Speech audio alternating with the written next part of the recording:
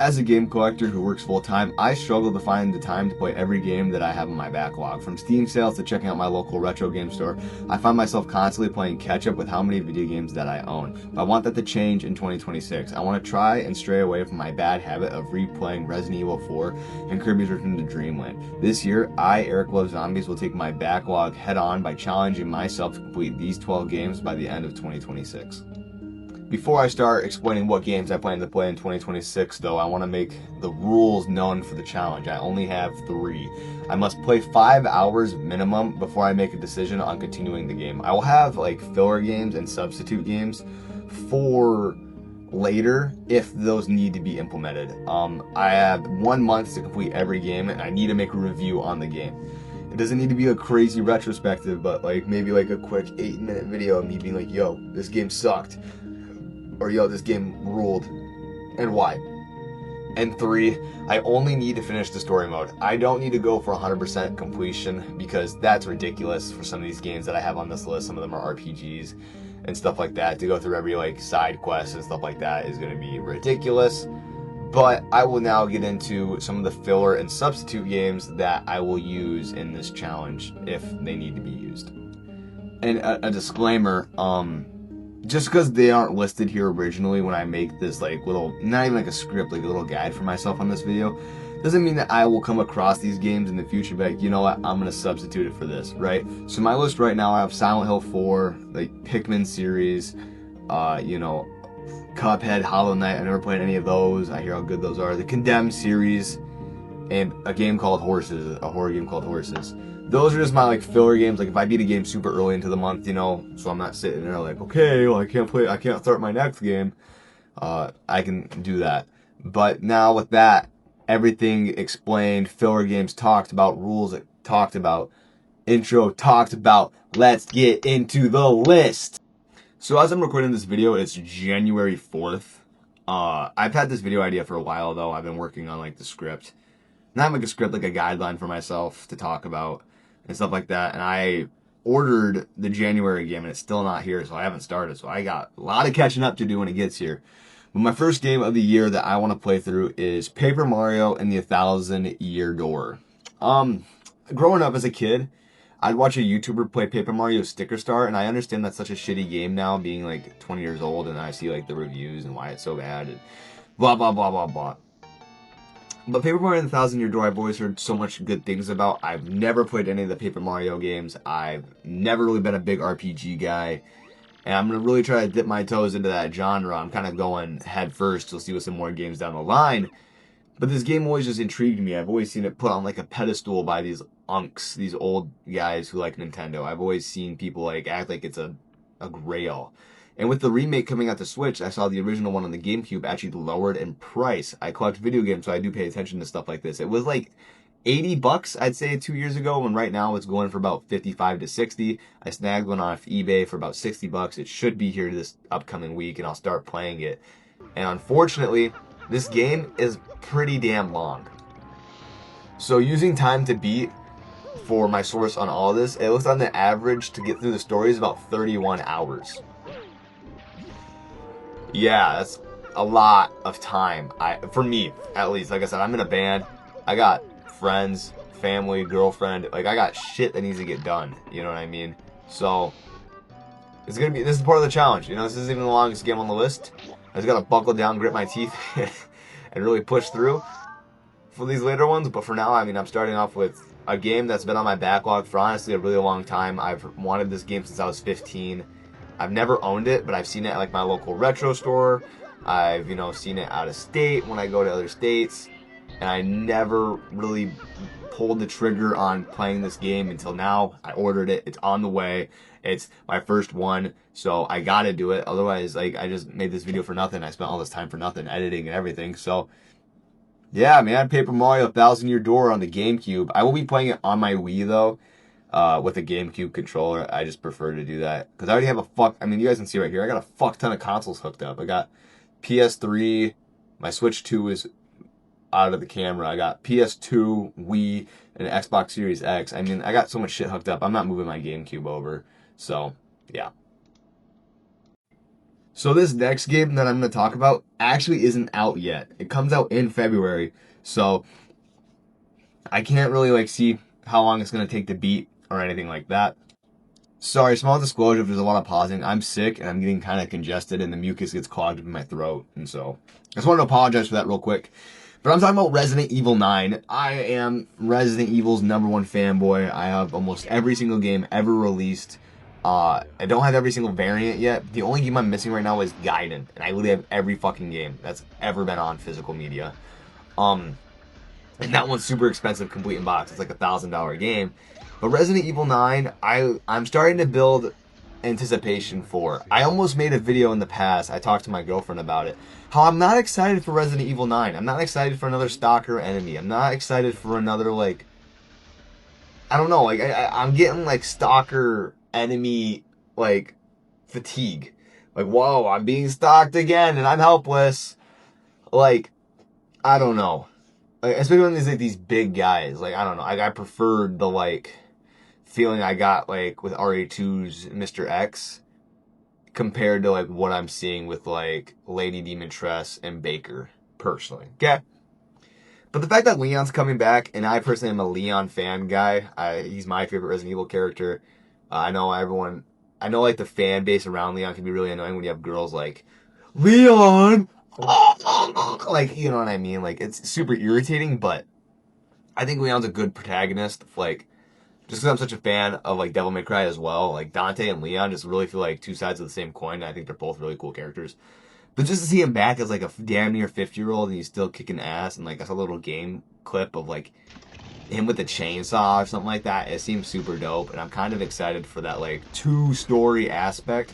Because I didn't think that was going to be in Resident Evil 9. I really thought they were going to try to push this Grace character to be, like, her own staple. But, nope, they brought Leon back. And they're bringing, I think, 2 different stories back. Maybe, like, an A and B scenario. I don't know. The game's not out. But I'm excited. As a Resident Evil fan, they drew me in. I think the way that they promoted this game, though, was absolutely awful. But what can you do? I'm excited. I will be playing it. I don't know how long it's going to take me to beat it, though. So that's kind of what I'm going in blind. I'm going in blind with both of these games, February and March, because they're not out yet. But, no, as just a survival horror fan, I think I can appreciate it. And I think I'll be able to grind through it. You know what I mean? I busted through Resident Evil 4 Remake when it came out within, like, a couple of days. I mean, that game was really long on your first playthrough, too. So, I don't know. We'll see. Resident Evil 9 Requiem is my February game. And I'll be making content about it just because I love Resident Evil.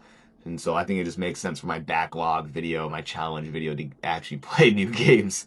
So, yeah. So as I said earlier, the February and March games aren't out yet. So I can't use time to beat to figure out how long it takes to beat this game. But next is Fatal Frame 2 Crimson Butterfly Remake, which comes out in March.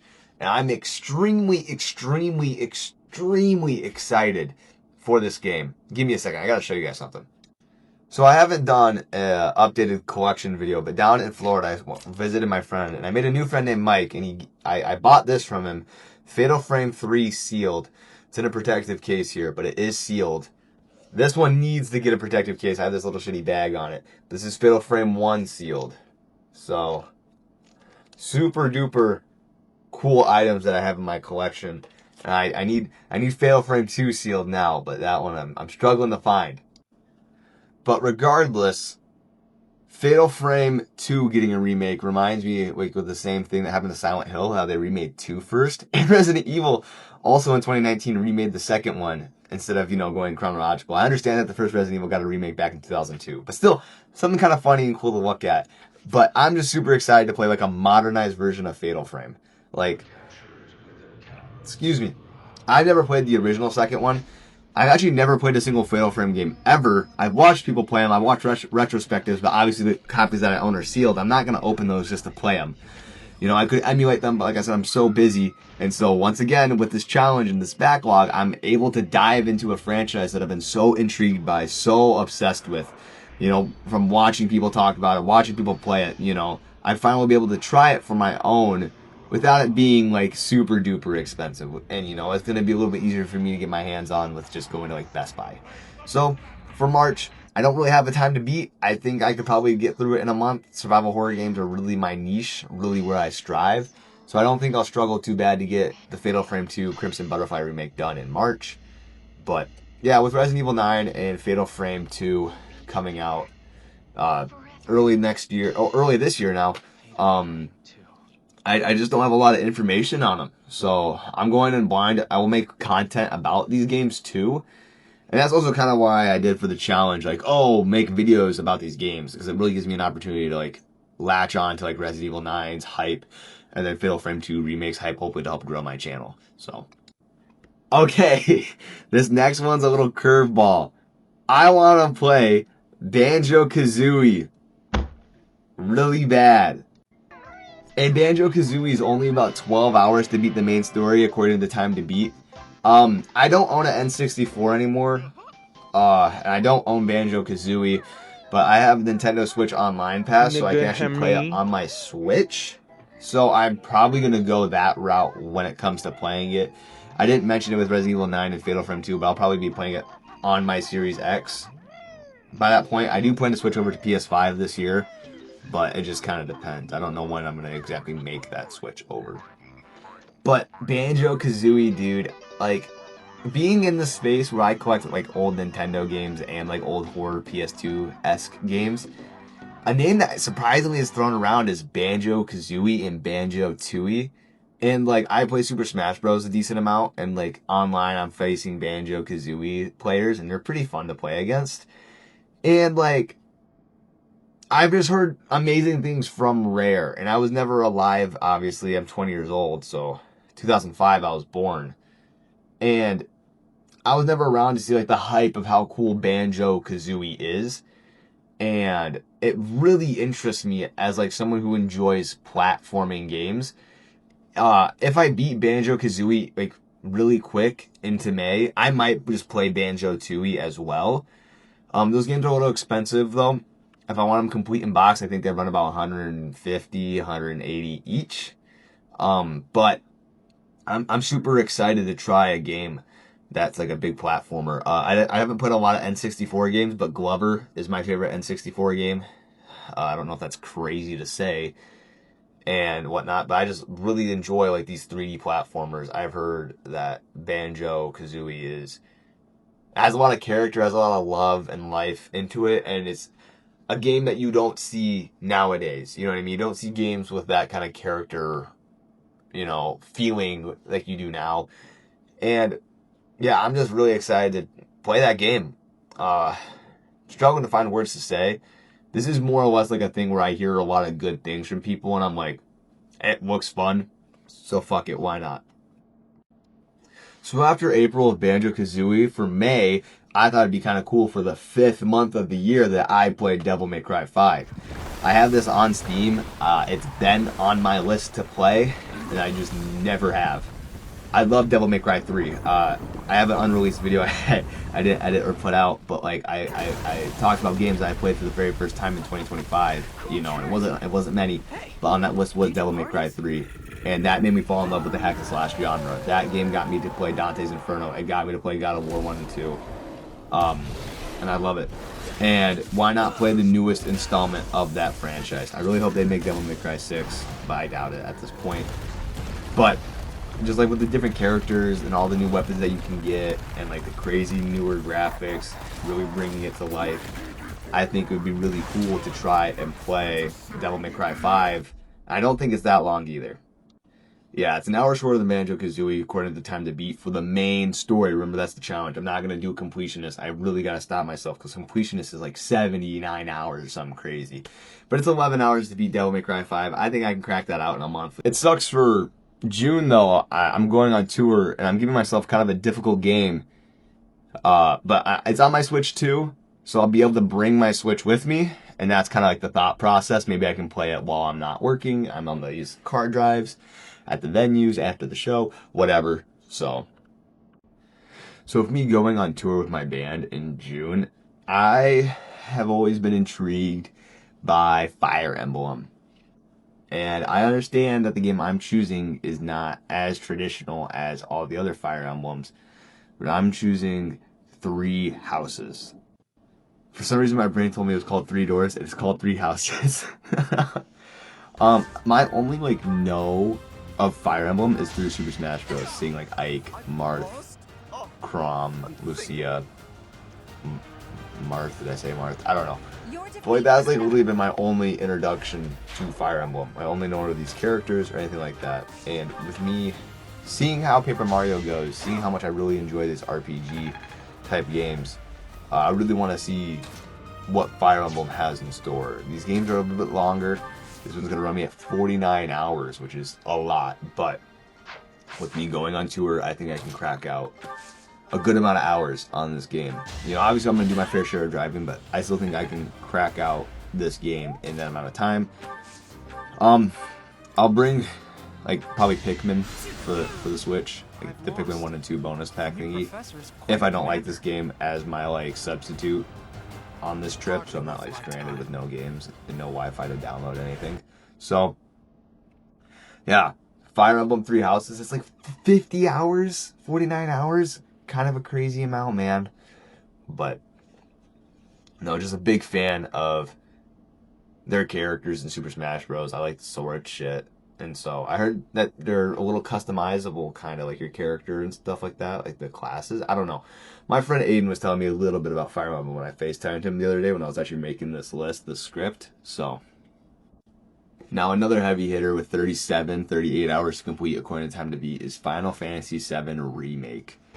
I do plan to switch over to PS5 during this year. I'm sick and tired of Microsoft. I hate Microsoft. I hate AI.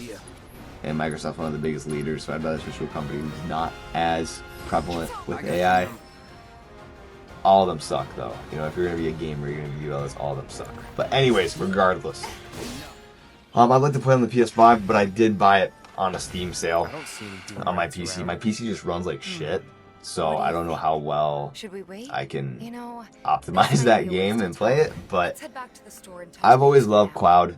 I played the original Final Fantasy VII on my Xbox as part of Game Pass a couple years ago. I think I was like 16 when I played it. And like the whole world of Final Fantasy has always been so cool. I think Sephiroth is one of my favorite video game villains of all time, just like looks-wise.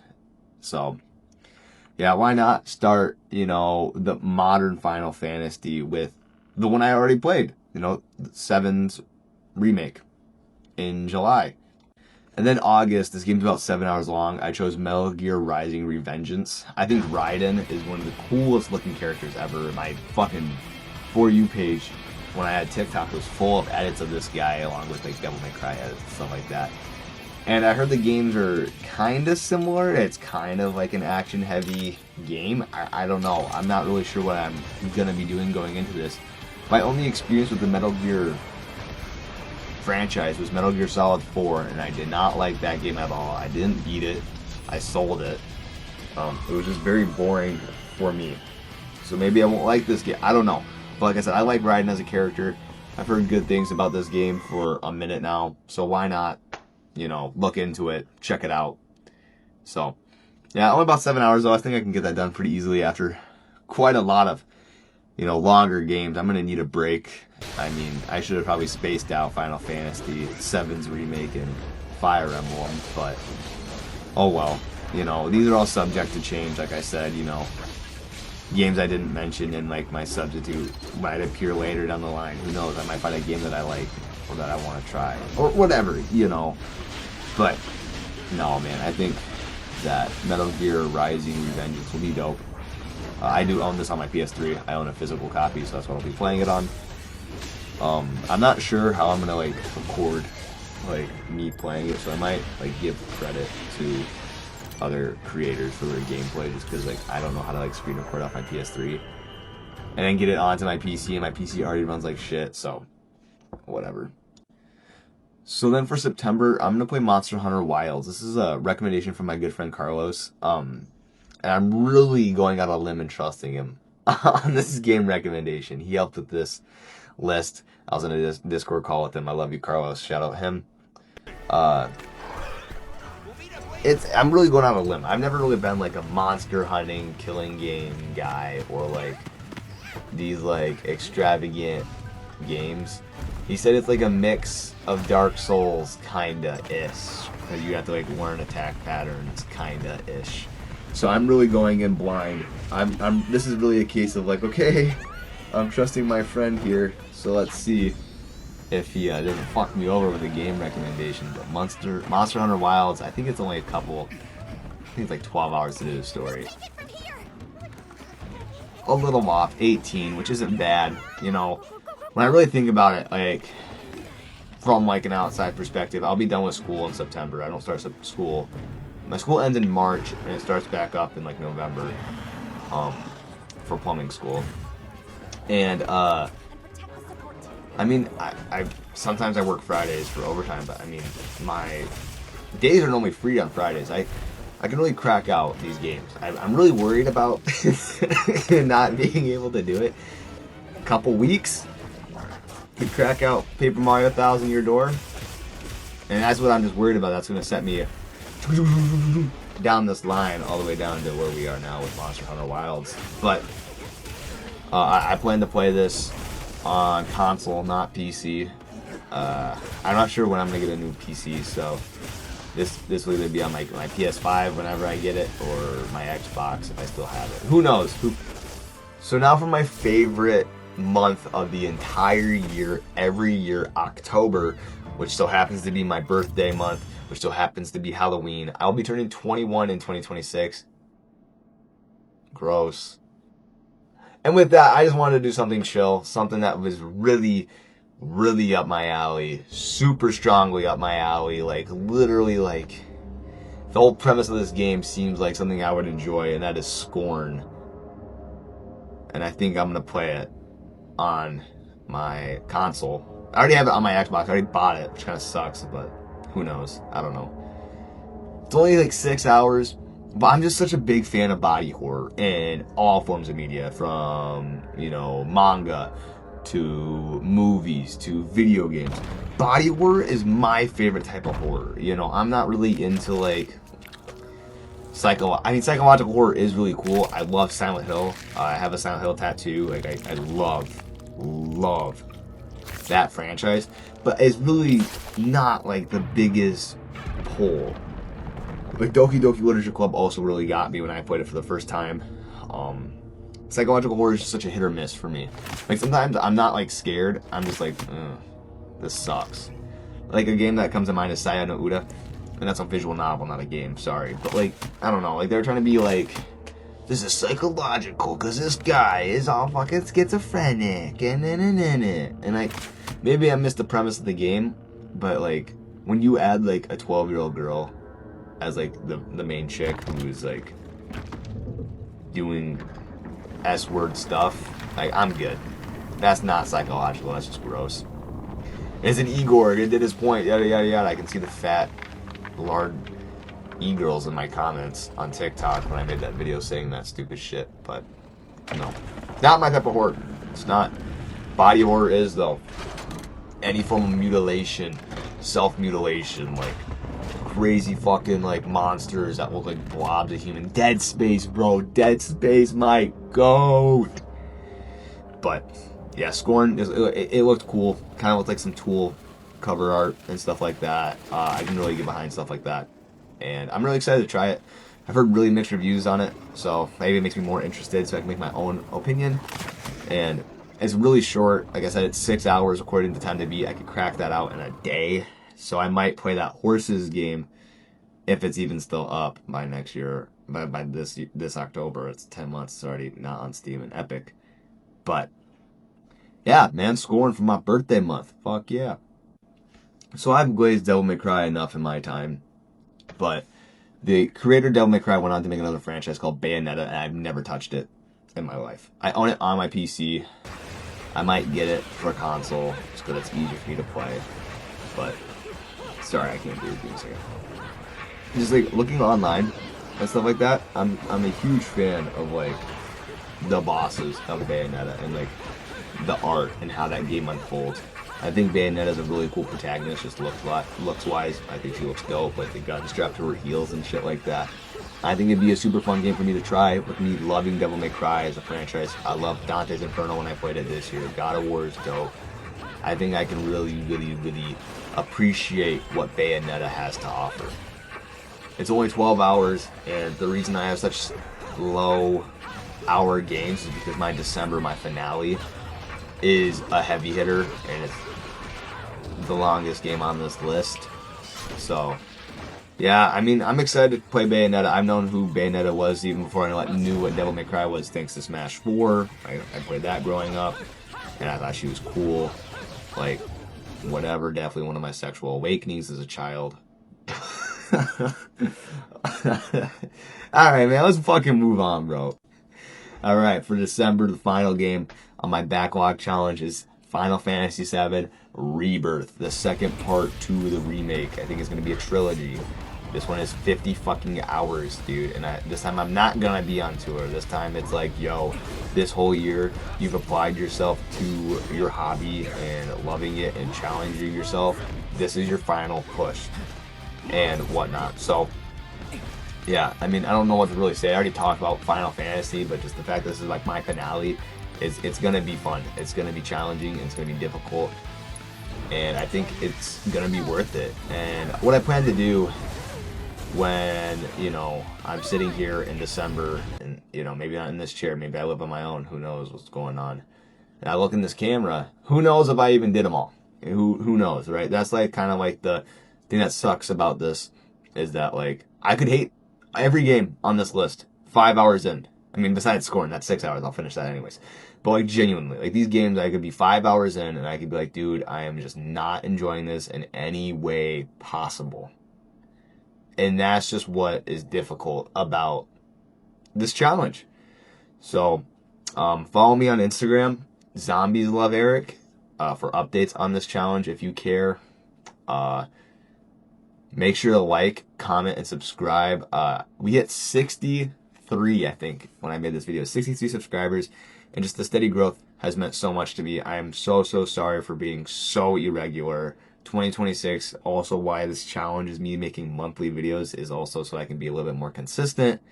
Last video was uploaded November 8th, so I've had some work to do. There's just been so many video ideas that I've, like, had that, like, I just never went anywhere with. Like, Plants vs. Zombies Garden Warfare 2 character tier list took so much of my time and I didn't even finish it, and I'm not really motivated to finish it.